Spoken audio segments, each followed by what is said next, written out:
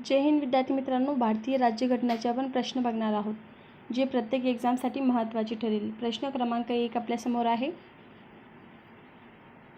भारताचे संविधान कधी लागू झाले? तर 26 जानेवारी 1950 यावेळेस भारताचे संविधान लागू झाले।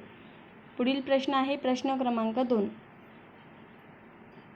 भारतीय संविधानात सुरुवातीला किती कलमे होती? सुरुवातीला सांगितलेलं आहे तर 395 कलमे भारतीय संविधानामध्ये सुरुवातीला होती बघा। आता प्रश्न क्रमांक 3 आपल्यासमोर आहे। संविधान सभेचे स्थायी अध्यक्ष कोण होते? तर स्थायी अध्यक्ष होते बघा डॉक्टर राजेंद्र प्रसाद, हे स्थायी अध्यक्ष होते संविधान सभेचे।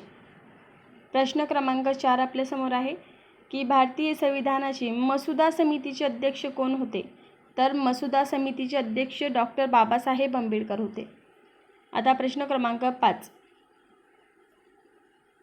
संविधान सभेची पहिली बैठक कधी भरली बघा। यावरती प्रश्न अगोदर आलेला आहे, आता देखील येऊ शकतो। तर पहिली बैठक आहे तर हा प्रश्न खूप महत्त्वाचा ठरेल। पहिली बैठक 9 डिसेंबर 1946। आता 6 नंबरचा प्रश्न आणि सर्वात शेवटचा प्रश्न, भारतीय संविधान कोणत्या देशाच्या संविधानापेक्षा सर्वात लांब आहे? तर अमेरिका या देशाच्या संविधानापेक्षा आपल्या भारताचं संविधान लांब आहे आणि लिखित संविधान आपलं आहे। आवडल्यास लाईक शेअर करायला विसरू नका।